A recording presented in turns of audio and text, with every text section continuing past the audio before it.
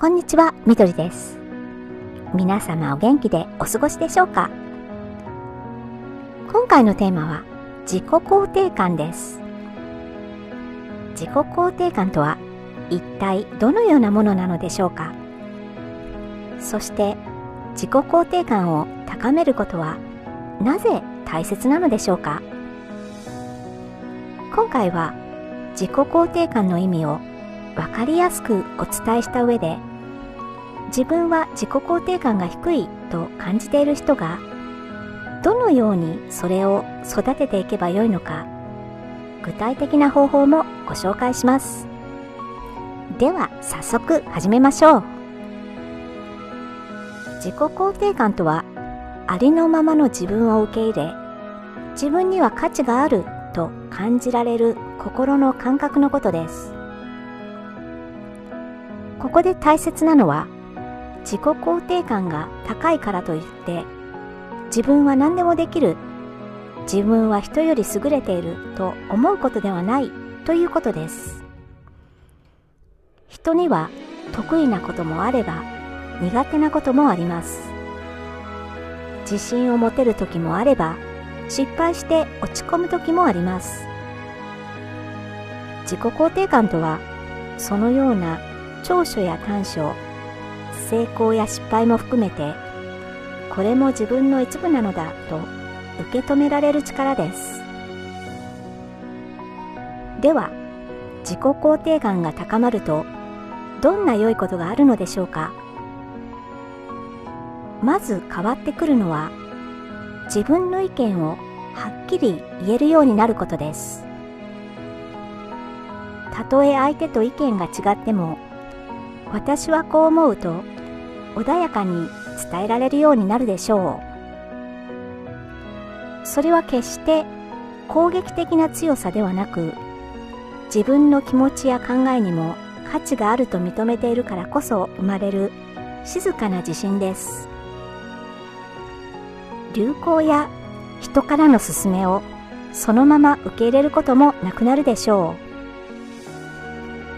いろいろな情報や意見を参考にしながらも、最後は自分で考え、自分で選べるようになります。みんながそうしているからという理由だけで流されることもありません。そうした姿勢が保てるのは、自分の内側にしっかりとした軸が育っているからです。また、人からの評価を気にしすぎなくなることも、この流れの中で自然に起こります。人の評価を参考にすることはあっても、それによって自分の価値まで決めてしまうことはありません。誰かに認められるために迎合することもないでしょう。つまり、自己肯定感を育てることは、安心して自分らしく生きていくための大切な土台になるんです。自己肯定感の高さは、過去の自分との向き合い方にも現れます。人は誰でも失敗をするものです。後から振り返って、あんなことをしなければよかったと後悔することもあるでしょう。けれども、自己肯定感が育っている人は、過去の出来事を思い出したとき、必要以上に後悔したり、自分を責め続けたりすることはありません。あの時はあの時なりに精一杯だった。そうやって当時の自分をねぎらいながら、あの経験も良い学びだったと受け止められるんです。過去の出来事に対して自分なりの意味を見出していけるからです。また、どのような感情が湧いてきても、感じてもいいものとして受け入れられるようになります。怒り、悲しみ、寂しさといったネガティブな感情は、こんな気持ちになってはいけないと否定されがちですが、感情は人間にとって自然な反応であり、自分を守るための大切なサインでもあります。その気持ちを抑圧することなく、そう感じている自分がいるのだと受け止められるでしょう。将来に対しても希望を見出しやすく、今の自分に足りないところがあっても、これから成長していけると信じられます。今の自分をそのまま受け入れながら、未来に対して希望を持ちながら行動できるんです。このように自己肯定感が高まると、過去への後悔や未来への不安が少なくなり、今ここに専念できるようになります。ここまで見てきたように、自己肯定感の高さは自分自身の人生に良い影響をもたらします。そしてその恩恵は本人だけにとどまるものではありません。周囲の人にも自然に良い影響が広がっていくでしょう。まず、自己肯定感が高い人のそばにいると、多くの人が安心感を覚えます。自分の考えや感情がはっきりしている人の周りでは、この人は何を考えているのかわからないと不安に思うことがないからです。相手の姿勢が見えやすいため、対等で無理のないコミュニケーションが生まれやすく、人間関係にも風通しの良さを感じられるでしょう。また、自己肯定感が育っている人は、他人の言動に振り回されにくく、感情も比較的安定しています。そうした人のそばにいると、周りの人は顔色を伺う必要がなくなります。今日は機嫌が悪そうだから話しかけないでおこうといった気遣いが減るだけでも、その場の空気は軽くなるでしょう。その結果、そこにいる人たちの気持ちにも自然とゆとりが生まれていきます。さらに、自分の価値観を大切にできる人は、他人の価値観も受け入れられる傾向があります。自分とは異なる考え方に対しても、頭ごなしに否定することはなく、自分の考えを相手に押し付けることもありません。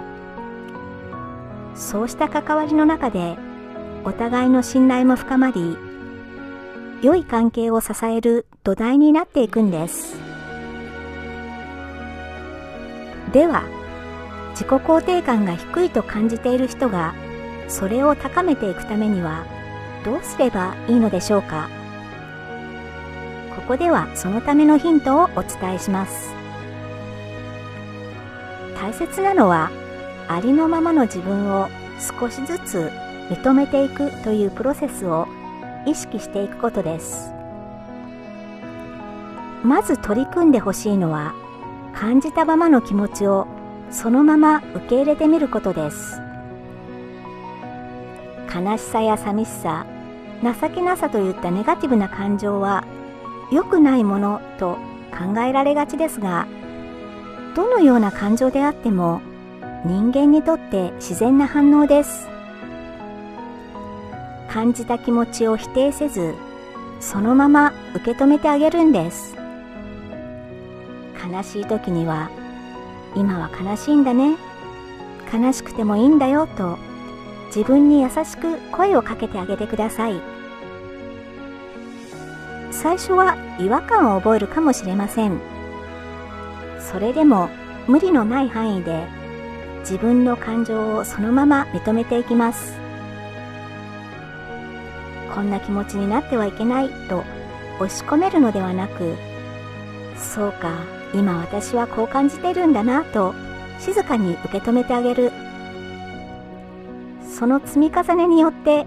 少しずつ自分の感情と自然に向き合えるようになるでしょう。どのような感情を抱いている自分でも大丈夫だと感じられるようになると、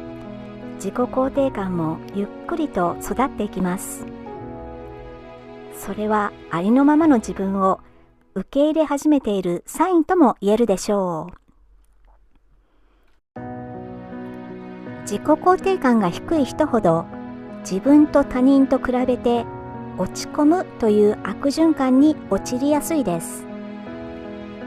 でも自分と他人を比べることにはあまり意味がありません。私たちはそれぞれ育ってきた環境も持っている資質も違うからです。同じ土俵に立っているわけではないんです。土俵の違う相手と競うよりも自分だけの個性を大切に育てていく方がより自然な生き方と言えるでしょう。そこで意識してほしいのが比べる相手を変えてみることです。これからは他人ではなく過去の自分と比べてみてください。1年前の自分と比べて少しでも変わったところはないでしょうか。もし1年前の自分が知らなかったことを今の自分が知っているのなら、それは確かな前進です。自分は変われるという感覚は他人との比較から生まれるものではありません。これまでの自分の歩みを振り返る中で少しずつ育っていくものなのです。それから自分が大切にしている価値観を言葉にすることも自己肯定感を育てる上で役立ちます。私は何を大切にして生きていきたいのだろう。どのような時に心から満たされていると感じるのだろう。そんな問いをゆっくりと自分の心に投げかけてみてください。すぐに答えが見つからなくても全く問題ありません。日記に思いを書いてみる。信頼できる人に話してみる。好きなことや苦手なことを思いつくまま書き出してみる。そうした小さな積み重ねによってこれまで漠然としていた自分の考えや気持ちが少しずつ言葉になっていきます。そして自分が本当に大切にしたいことが見えてくると、心の中に自分らしく生きるための静かな軸が育っていきます。その軸は自分にとって納得できる道を選ぶための支えになってくれるでしょう。最後にお伝えしたいのは、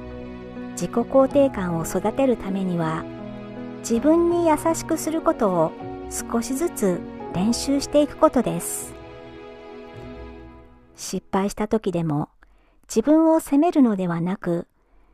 頑張れたことはすごいよと意識して声をかけてみてください。また疲れた時には無理をせず休むことを選びましょう。親友に優しくするのと同じように自分にも優しくしてあげるんです。こうしたことは最初は難しく感じるかもしれません。長い間自分に鞭を打ってきた人ほど自分をいたわり優しくすることに抵抗を覚えるものだからです。それでも最初はぎこちなくても構いません。ゆっくりでも大丈夫です。無理のない範囲で続けていくことが大切です。今回は自己肯定感を高めることで自分自身の生き方だけでなく周りの人との関係にも良い変化が広がっていくことをお伝えしました。自己肯定感が育ってくると自分の意見を落ち着いて伝えられるようになり、人の評価にも振り回されにくくなります。過去の失敗から学ぶこともでき、未来に対しても前向きな気持ちを持ちやすくなります。そうした心の安定は自分だけでなく周りの人にも安心感を与え、人間関係にも良い影響をもたらすでしょう。自己肯定感は日々の生活の中で少しずつ育てていけるものです。どのような感情が湧いてきても、自分の気持ちをそのまま受け止めること。他人との比較ではなく、過去の自分と比べること。自分の価値観を言葉にしていくこと。そして親友に接するように自分にも優しく接してあげること。こうした小さな積み重ねが少しずつ自己肯定感を育ててくれるでしょう。もし今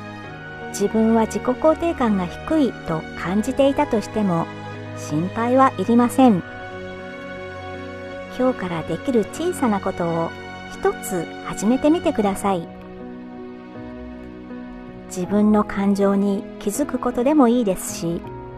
今日もよくやったと自分に声をかけることでも構いません。自分を大切にする人は周りの人の心も軽くします。あなたがあなたらしく生きることは、それだけで価値あることなんです。どうか焦らず、自分のペースで自分という存在を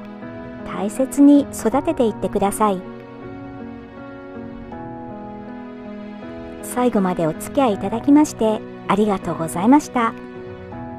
これからも時々心理学の学びをシェアします。応援していただけたら嬉しいです。よろしくお願いいたします。それではまた次回お会いしましょう。